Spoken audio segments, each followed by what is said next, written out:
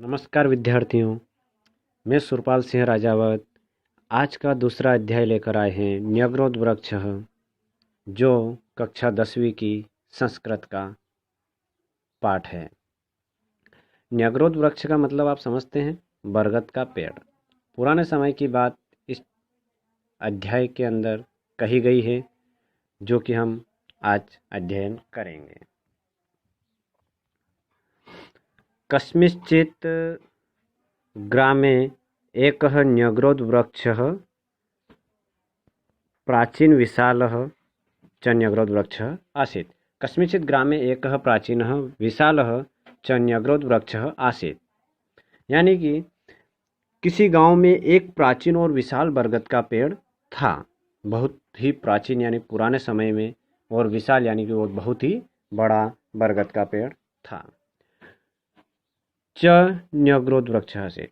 सः पशुपक्षिभ्यः बहुविधेभ्यः जीवजन्तुभ्यः मनुष्येभ्यः अपि नित्यं बहुपकारकः आसीत्।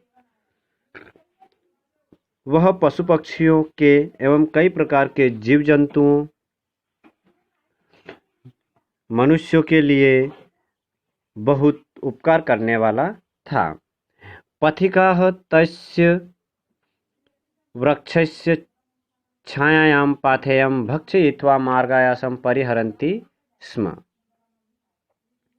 राहगीर उस वृक्ष की छाया में बैठकर रास्ते का जो भी भोजन लेकर आते थे, वो खाकर तथा अपनी थकान को वहां बैठकर मिटाते थे। पशवः छायार्थं वृक्षमिमम् आश्रयन्ति स्म। पशु छाया के लिए वृक्ष का सहारा लेते थे। उस वृक्ष का सहारा लेकर बहुत सारे पक्षी जो रहते थे, वो वहाँ उस बरगद के पेड़ के नीचे बैठते थे। पक्षिणः तस्य शाखासु नीडानि विरच्य वसन्ति स्म। पक्षी उसकी शाखा पर घोंसले बनाकर रहते थे और सांप वहीं बने बिलों में निवास करते थे। सर्पाश्च तत्रत्येषु वल्मीकेषु वासं कुर्वन्ति स्म। और वहाँ पर बहुत सारे सांप अपनी बिल बनाकर उसी में निवास करते थे। एवं सर्वक्षः सर्वप्रियः सर्वहितः सर्वोपेक्षितः च अस्ति। इस प्रकार वृक्ष सबका प्रिय एवं भला करने वाला उपकारी वृक्ष था, इसलिए उसे सब चाहते थे।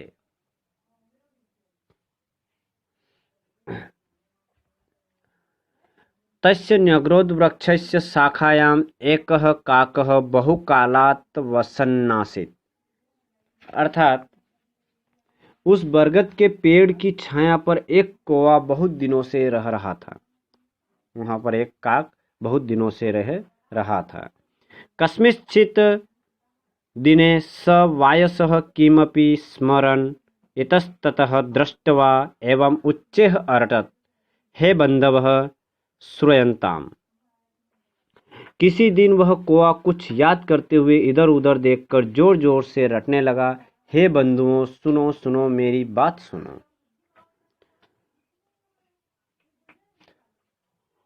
श्रूयताम में वचः। अहम अस्मिन् वृक्षे चिरात् वसामि। मैं इस पेड़ पर लंबे समय से रह रहा हूँ। चिरात् वसामि यानी बहुत लंबे समय से मैं रह रहा हूँ। अतः अस्योपरि ममेव अधिकारः वर्तते। इसलिए इस पेड़ पर मेरा पूरा अधिकार है। अयम मदीयः वृक्ष इति। और यह पेड़ किसका है? मेरा है। ऐसा कौन बोल रहा है? कौवा। काकस्य ध्वनिः क्रमेण अंतरिक्षम अस्पृशत्। इस प्रकार कोए की जो आवाज थी वो आकाश को छूने लगी और जोर जोर से चिल्लाकर वह सबको कहने लगा। काकस्य रटनं श्रुत्वा वृक्षस्य समीपे चरन्तः वृक्षाग्रे डयमानाः वृक्षस्य कोटरेषु निवसन्तः च सर्वे प्राणिनः पशवः पक्षिणः सर्पाश्च समायाताः। कोए की इस आवाज को सुनकर, उसकी जो ये रटन थी, इसको सुनकर वृक्ष के समीप चढ़ते हुए, वृक्ष के ऊपर उड़ते हुए एवं वृक्ष की कोटर में रह रहे सभी प्राणी, पशु पक्षी और सर्प सभी के सभी उस कोए की आवाज को सुनकर उस बरगद के पेड़ के पास आकर इकट्ठा हो गए। तेषां मध्ये प्रथमं सर्पः फटाटोपं कुर्वन् न्यगदत्। उन सब के मध्य में सबसे पहले सर्प ने अपने फण से क्रोध प्रकट करते हुए कहा, पितृपितामहानां कालादपि अहम् अत्रैव निवसामि, अतो अयं वृक्षः मदीय एव इति। बाप दादाओं के समय से मैं यहीं इसी वृक्ष में रह रहा हूँ, इसलिए यह पेड़ मेरा ही है। तत्साक्षातः शाखान्तरं चक्रम्य एकः कीटः प्रत्यवदत्। तभी शाखाओं पर घूमकर एक कीड़े ने जवाब दिया, मदीयः अभ्रकेः सार्धधम् अहं बहुवर्षेभ्यः अत्रैव उषितवानस्मि, अतो अयं वृक्षः ममेवेति। मेरे पुत्रों के साथ मैं बहुत वर्षों से यहाँ रह रहा हूँ, इसलिए इस पेड़ पर केवल मेरा अधिकार है और यह पेड़ केवल और केवल मेरा है। अनंतरम शुकः अस्य वृक्षस्य फलानि खादन् जन्मतः अहमत्रैव वर्तते। बाद में तोते ने सुना और उसने भी अपनी जो बात थी वो उन सबके सामने रखी, इस पेड़ के फलों को मैं जन्म से ही खा रहा हूँ, मैं इस पेड़ को छोड़ना नहीं चाहता।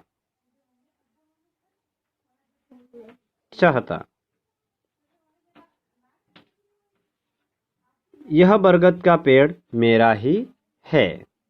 न हम इमं द्रुमं परित्यक्तुमिच्छामि, मैं इस पेड़ को नहीं छोड़ना चाहता। मदि एवं न्यग्रोध वृक्ष, इसलिए यह बरगद का पेड़ किसका है? मेरा है। इति उच्चे है अभणत। ततश्च तत्र तयाः अपरिमिताः क्रमयः कीटाश्च आयतरुः अस्मदीय एव। फिर वहाँ एकत्रित ढेर सारे कीड़े छोटे व बड़े कहने लगे कि यह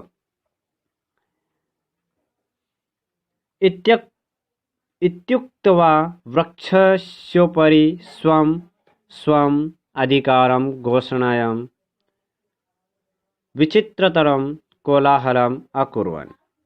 यह पेड़ हमारा है, इस प्रकार अपना अपना अधिकार जताते हुए वे विचित्र शोर करने लगे। सभी अपना अपना अधिकार उस पेड़ पर जताने लगे।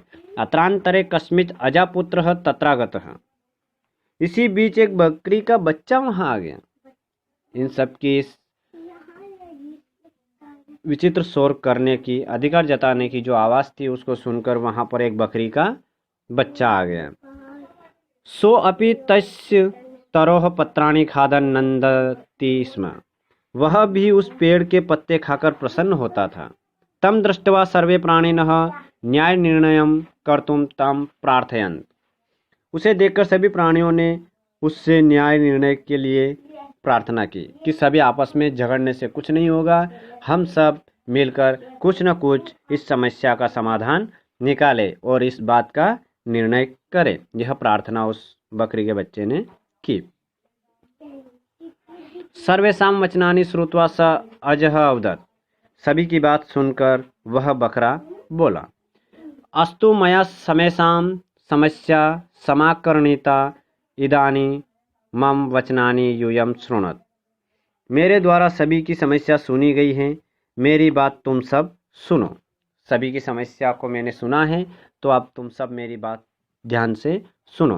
काश्चन शाखाः काकेभ्यः शाखान्तराणि च क्रमिकीटेभ्यः मूलं सर्वेभ्यः अनेन प्रकारेण सर्वेभ्यो अपि वृक्षं विभज्य दास्यिष्यामि।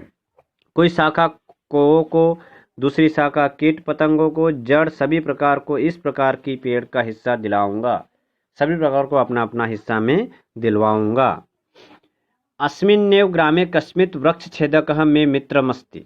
इसी गांव में कोई लक्कड़हारा मेरा मित्र है। इसी गांव में एक लक्कड़हारा रहता है जो कि मेरा मित्र है। तम आह्वयामि इमं वृक्षं खंडशः कर्तुम इति। इस पेड़ के टुकड़े टुकड़े करने के लिए मैं उसे बुला कर लाता हूँ। अब हम आपस में झगड़ेंगे, इससे अच्छा है कि इस पेड़ के सभी हिस्सों को काट कर आपस में हम बांट लें। अजस्य निर्णयः सर्वे स्वीकृतः, अतः सर्वे अपि वृक्षछेदकस्य समीपं गत्वा न्यग्रोधवृक्षं छित्त्वा तस्य भागानां वितरणार्थ प्रार्थयन्त। बकरे के निर्णय को सभी ने स्वीकार कर लिया और इसलिए सभी लकड़हारे के पास जाकर बरगद के पेड़ को काटकर उसके हिस्से को बांटने की प्रार्थना करने लगे। किससे? लकड़हारे से। प्रार्थना किसने की? बकरे के साथ साथ सभी जितने भी जीव जंतु थे उन सब ने। परम सो अयम काष्ठछेदकः अवदत्, लेकिन लकड़हारा बोला, पूर्वम अहम वृक्षान् छिन्दमि स्म, अधुना तादृशे कुत्सिते कर्मणि न व्यापारयानि। पहले मैं वृक्षों को काटता था इसलिए मेरा व्यापार चलता था, अब मैं वैसा बुरा काम नहीं करूँगा, अब मैं वो बुरे काम नहीं करूँगा। वृक्षाणां छेदनं महत् पापमिति मया अधिगतमस्ति अस्तः। वृक्षों को काटना महापाप है, यह मेरी समझ में अब आ गया है। अतः न्यग्रोध वृक्षस्य छेदनम अहम न करिष्यामि इति, इसलिए मैं इस बरगद के पेड़ को काटने का काम नहीं करूँगा, अतः मैं तुम लोगों की कोई मदद नहीं कर पाऊँगा। तथापि सर्वे प्राणिनः तं वृक्षं छेदुं यथा निबन्धम् अकुर्वन् तदा सं धीमान् इदमाह। अस्तु तर्हि प्रथमं मे वचः शृणु।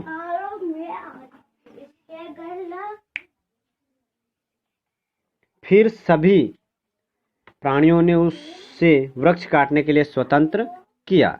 तब वह बुद्धिमान ऐसा बोला। उन्होंने उसको तैयार कर लिया, लेकिन वह बुद्धिमान कुछ ऐसा बोला। अस्तु तर्हि प्रथमं मे वचः शृणु। अच्छा, तो पहले मेरी बात सुनो। यूयं सर्वे अपि अनेन वृक्षं उपकृताः एव, तुम सभी इस वृक्ष द्वारा उपकार किए गए हो, यानी कि इस वृक्ष ने तुम सबके ऊपर बहुत सारा उपकार किया है। वृक्षस्य उपकारं स्वीकृत्य युष्माभिः कः प्रत्युपकारः कृतः। वृक्ष के उपकार के बदले में तुम लोगों द्वारा क्या भला किया गया है? तुम लोगों ने उस वृक्ष का क्या भला किया है? युष्माकं मध्ये कः वृक्षस्य जल सेचनम अकरोत्। तुम में से किसने पेड़ को पानी से सींचा है? तुम लोगों में से उस पेड़ को किसने पानी पिलाया है? कः तस्य रक्षणं विविध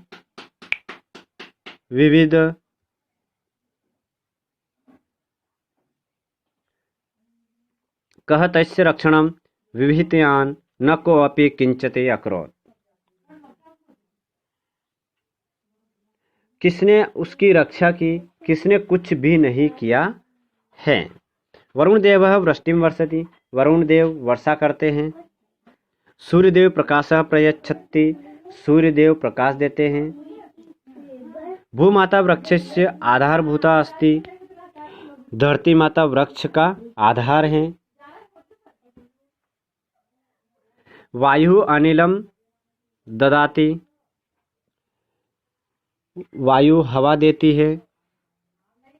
आपको पता है कि पवन देव क्या करते हैं? हवा प्रदान करते हैं। ते सर्वे वृक्षं पालयन्ति पोषयन्ति रक्षन्ति च, वे सभी वृक्ष को पालते पोषते हैं एवं उसकी रक्षा करते हैं।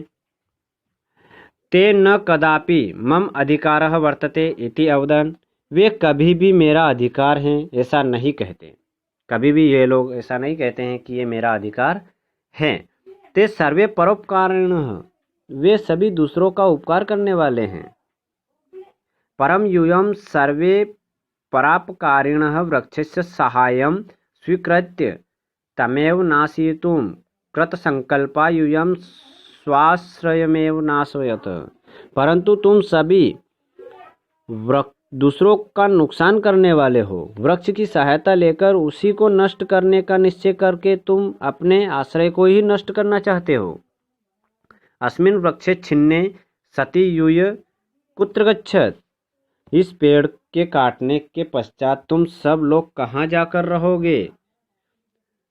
सर्वमिदं श्रुत्वा पशु पक्षिणः, यह सब सुनकर पक्षियों ने कहा, आम, हाँ सच है, आम सत्यम, हाँ सच है। वयम स्वीकर्तव्यम अधिकारार्थ कोलाहलम कुर्मः। हम अपना कर्तव्य भूलकर अधिकार के लिए शोर कर रहे हैं। वृक्षः प्रकृतिदत्तः वरः अस्ति। वृक्ष प्रकृति द्वारा दिया गया वरदान है। वृक्ष क्या है? प्रकृति द्वारा दिया गया एक वरदान है। स न कस्यापि एकस्य संपत् भवितुमर्हति। वह किसी भी एक की संपत्ति नहीं हो सकते। अस्माभिः सर्वे मिलित्वा वृक्षस्य संरक्षणं संवर्धनं समारोपणं च कर्तव्यम्। हम सबके द्वारा मिलकर वृक्ष का संरक्षण, वृद्धि और पौधारोपण किया जाना चाहिए। न तो विनाशः कार्य इति, न कि हमें विनाश करना चाहिए ऐसा निश्चय किया। स्वयं अकुर्वन् यानी कि ऐसा निश्चय किया। अस्माभिः मानवेः अपि वृक्ष संपतः वर्धनीया ननु। हम मानवों द्वारा भी वृक्ष धन को निश्चय ही बढ़ाना चाहिए। वृक्ष धन को हमें बढ़ाने का काम करना चाहिए। इस प्रकार सभी ने मिलकर उस वृक्ष के उपकार को मान लिया और उस पेड़ को काटने से मना कर दिया और सभी खुशी खुशी उस पेड़ के नीचे रहने लगे। और उन्होंने निश्चय भी किया कि हम मानवों द्वारा वृक्ष नामक जो धन है इसे निश्चय ही बढ़ावा देना चाहिए और अधिक से अधिक पेड़ लगाने चाहिए। इस पाठ से संबंधित कुछ क्वेश्चन आंसर प्रश्नोत्तर हैं। ग्रामे कः वृक्षः आसीत्, यानी कि गांव में कौन सा वृक्ष था? न्यग्रोध वृक्ष अर्थात बरगद का पेड़। के मार्गायासं परिहरन्ति स्म, कौन राह की थकान दूर करते थे? उस राह पर जाने वाले कौन थे जो उस थकान को दूर करते थे? पथिका, यानी कि उस रास्ते से आने जाने वाले लोग जो थे वो वहाँ बैठकर अपनी थकान दूर करते थे। कस्य ध्वनि अंतरिक्षम स्पृशत, किसकी आवाज़ आकाश को छूने लगी थी? काकस्य, यानी कि कौवा। प्रकृति दत्तः वरः कः, प्रकृति का वरदान कौन है? वृक्ष। तरोः पत्राणि खादन् कः नन्दति स्म, पेड़ के पत्ते खाकर कौन आनंदित होता था?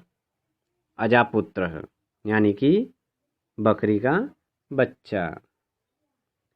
एक वाक्यन उत्तरम, एक वाक्यन उत्तरम लिखत, यानी कि एक वाक्य में उत्तर लिखिए।